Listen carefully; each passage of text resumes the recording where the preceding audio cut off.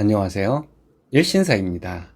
저희 채널에는 신박한 사연들이 많이 있으니 많은 분들의 구독 부탁드립니다.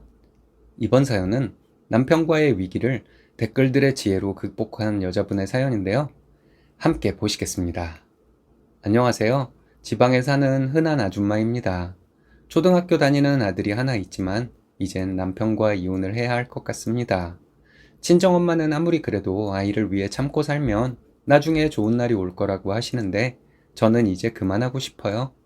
저는 일남 모녀 중 막내 외아들 남편과 결혼을 했어요. 결혼 12년 차입니다. 결혼 전에 친구들과 친정오빠가 저의 결혼을 많이 말렸었어요. 가장 꺼려하는 며느리 자리가 신우 많은 집의 외아들인 집이라고 하는데 뭐하러 지옥으로 가려 하느냐고요?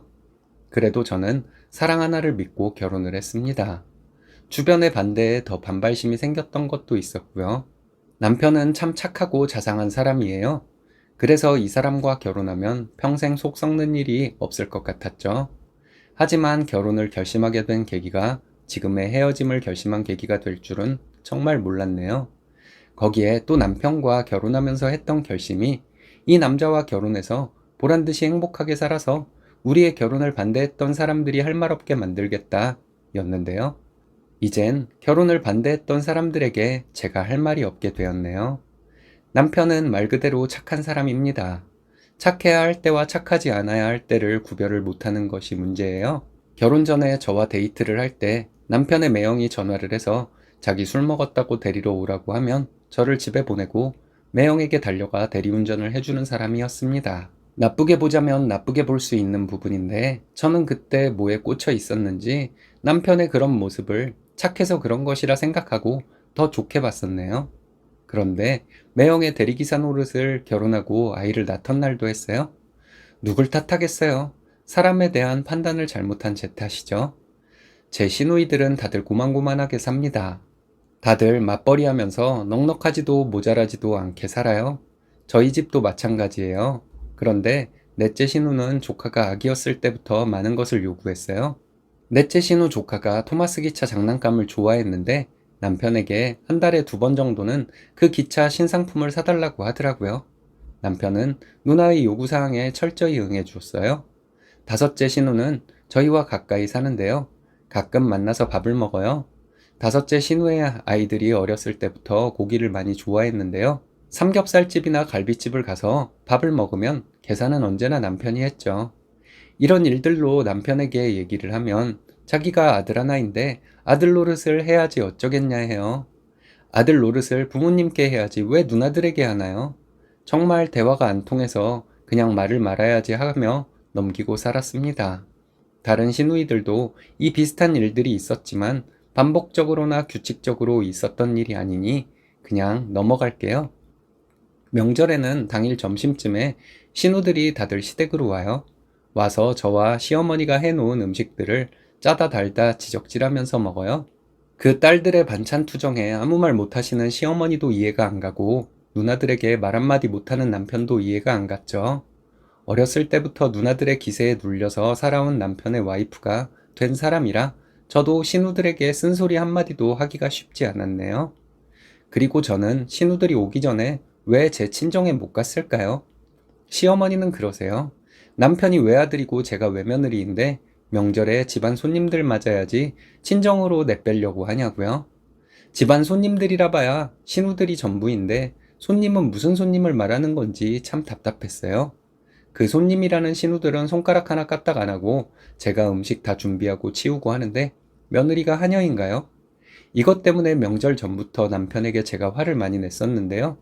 화를 내면 가만히 듣고 있는 남편, 같이 싸우기라도 하면 싸우고 나서 앞으로 어떻게 하자며 인생의 방향을 수정할 수라도 있는데 그게 안 되니 항상 제가 일방적으로 화내고 같은 일이 계속 반복이 되니 이젠 정말 미칠 지경이에요. 남편은 겉으로는 화를 내거나 큰 소리를 치지 않으니 착한 사람 같지만 이제 와서 돌이켜보면 제가 아무리 화를 내도 바뀌지 않고 그대로인 걸 보면 정말 고집이 세고 자신의 생각을 절대 바꾸지 않는 독한 사람이라는 생각이 들어요. 배려심이 전혀 없는 것은 아닌데 그 배려심은 항상 신우들을 향해 있고 저와 우리 아들에게는 향하지 않으니 그것도 서운하고요. 시어머니의 처사도 제 마음을 힘들게 해요. 당신의 딸들은 명절에 다들 친정에 와 있을 시간에 며느리인 저는 왜 시댁에서 하녀 노릇을 해야 하나요? 조선시대도 아니고요. 조선시대에는 여자가 시집가면 남편 집안의 경제적 기반에 들어가서 사는 것이었지만 저희는 결혼도 반반했고 남편과 저 연봉도 크게 차이 나지 않는데요. 거기까지는 생각이 미치지 못하시나 봐요. 이건 참 이기적인 거잖아요. 근데 시댁 식구들은 다들 말할 때 말투가 참 부드럽고 목소리 톤이 높아서 상냥하게 들려요. 그래서 첫인상이 참 좋죠. 그래서 처음에는 저도 호감을 갖게 되었었는데 오래 살다 보니 그 속마음들이 이기적이고 자신들이 이기적이라는 사실을 전혀 모르는 것 같아요. 안다고 해도 자신을 성찰하고 고쳐나갈 사람들도 아니고요. 남편도 그중 하나고요. 저는 어떻게 해야 할까요? 친정엄마 말씀대로 그냥 참고 살다 보면 나중에 좋은 날이 올까요? 아니면 여기서 결단을 내려야 할까요? 신우와 시댁에 들어가는 돈 때문에 저희는 지금까지 모아놓은 돈도 별로 없어요. 남편은 우리 가족의 현재와 미래를 잘 빚어나가려는 의지보다는 자기 부모와 누나들에게 예쁜 막내로 행동하려는 의지가 훨씬 더 강해서 더 이상은 제가 이 남자와 살지 못할 것 같습니다. 아이도 있고 해서 제가 정말 어떻게 해야 할지 모르겠어요. 머리가 너무 아파요. 두서없는 책을 읽어주셔서 감사합니다. 후기입니다. 며칠간 여러분들께서 남겨주신 댓글 하나하나 다 잘 읽어봤습니다. 저희 글에 관심 가져주시고 진심 어린 댓글 주셔서 감사합니다. 좀 더 참고 살아보라는 의견도 있으셨고 10년 넘게 그렇게 살아왔다면 변하지 않을 거라며 결단을 내리라는 분들도 있었네요. 그리고 남편이 누나들에게 바른 말 하지 못하면 저라도 할 말 하지 그랬냐는 말씀을 해주신 분들도 계셨고요. 정말 모두가 다 옳은 말씀이었어요. 남편에게 글을 보여줬어요. 댓글도 전부 남편과 함께 읽어봤고요. 남편도 다 읽어보고 느껴지는 것들이 많았나 봐요. 저에게 사과를 했어요. 이렇게 제 마음속이 썩어가고 있었다는 것을 전혀 몰랐대요. 며칠 더 생각해보자고 했는데요. 이틀 뒤에 남편이 얘기를 하자고 해서 얘기를 했어요. 남편은 어려서부터 누나들의 기에 눌려서 살아왔나 보다고 하더라고요.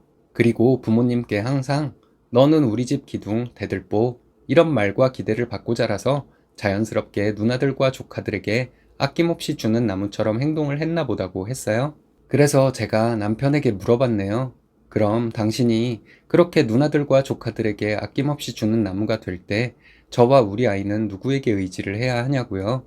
그리고 정작 당신이 아낌없이 주는 나무가 돼야 할 대상이 시댁 식구들인지 저와 우리 아이인지 생각해 본 적도 없냐고 쏘아붙이기도 했어요. 그리고 시어머니는 그렇게 당신을 대들보 기둥이라고 하셨으면서 그 대들보의 가족들에게는 그렇게 희생을 강요하실 수가 있는 거냐고도 물어봤어요. 대들보의 아내와 자식은 마찬가지로 집안의 대들보가 되는 것 아니냐고도 얘기하고요. 거기에다 또 시어머님이 당신을 진심으로 집안의 기둥이라고 생각했으면 기둥 밑이 이렇게 썩어서 패이도록 불공정한 말과 행동을 하시진 않았을 것이라고 얘기했습니다. 이 말을 듣고 또 남편은 한참을 생각하더라고요. 겉으로는 오케이 하고선 또 그 이후의 행동은 지금까지 해온 대로 하면 어쩌나 걱정했는데요. 다행히 남편은 제 말뜻을 깊이 이해하는 듯 말하고 저에게 다시 한번 사과를 했어요. 그러면서 남편이 하는 말이 남편 친구 중에 자기와 비슷한 가정 환경에서 자란 친구가 한 명 있는데 그 친구도 얼마 전 본가와 감정의 골이 깊어져서 인연을 끊었다는 얘기를 들었다네요. 그래서 남편도 친구처럼 자기 부모 형제와 감정의 골이 깊어지기 전에 누나와 부모님께 호불호를 분명하게 표현을 해야겠다고 생각했었대요. 거기에다가 또 남편 친구들 중에서 막내들은 어린 시절에 큰형한테 맞으면 둘째 형이 막내를 편들어주고 둘째 형한테 맞으면 큰형이 편들어주고 했었다는데 자기는 어렸을 때 한 누나에게 혼나거나 하면 다른 누나가 옆에서 혼내는 누나 편을 들어줬던 기억밖에 없었다고 하더라고요. 그 얘기를 하면서 울먹거리는 남편을 보면서 애잔한 마음이 들었어요. 누나들의 기세에 눌려서 싫다는 표현도 잘 못하고 항상 남들에게 상냥하게 대하는 것이 습관으로 자리 잡힌 자기에 대해 남편도 잘 몰랐구나 하는 생각이 들었거든요. 천성이 여린 아이가 기가 눌린 채로 남들에게 거절도 못하면서 성장한 것이 남편이라는 것을 알았습니다. 근데 그런 상태인 자신을 바꿀 의지도 없고 바꿔야 한다는 개념 자체가 없다면 저와 아이는 남편과 함께 남편의 누나와 부모님에게 함께 희생해야 하잖아요. 그래서 갈라서려는 마음이었던 거고요. 그런데 남편은 앞으로 자신의 방식을 바꾸도록 하겠다고 저에게 다짐했어요. 그리고 자기가 자기의 가족들에게 또다시 해왔던 대로 희생을 하려고 하면 제가 옆에서 얘기를 해달라고 하더라고요. 그럼 자기는 아무런 판단도 하지 않고 그냥 제 말에 따르겠다고요. 착하고 자상한 남편이 그 착함과 자상함의 적절한 사용처를 이제부터 구별해 보려고 한다니 갈라서야겠다고 결심했던 것이 제 마음속에서 사라지더라고요. 그리고 한참 더 얘기를 하며 남편은 계속해서 저에게 사과를 했고 자기가 나서서 전문가의 상담을 함께 받아보자고 하더라고요. 그 말도 정말 반가웠네요. 그래서 지금 여기저기 상담센터를 알아보고 있는 중입니다. 며칠간 남편이 많이 달라졌어요. 어머니와 통화할 때 싫다는 말을 다 하더라고요. 이제 시작인 것 같아요. 남편의 어린 시절부터 쌓여온 것들이 이번 기회에 다 사라지고 이기적일 때는 이기적이고 착해야 할 때는 착한 남편이 되었으면 좋겠습니다. 이렇게 남편과 속 깊은 대화를 나눌 수 있게 된 계기를 만들어준 것이 바로 여러분들의 댓글이었어요. 좀 더 지켜봐야겠지만 제 인생을 구해주신 것이나 다름없네요. 여러분들께서는 비싼 대가를 치르고 얻으신 삶의 지혜일 텐데 저에게 아낌없이 나눠주셔서 감사합니다. 여러분 모두 뜻하시는 일 모두 이루시길 바랄게요. 감사합니다. 남편분이 달라지셨다니 정말 잘 됐네요. 이제 남편분과 아이와 단란하게 평생 사실 일만 남았군요. 축하드립니다.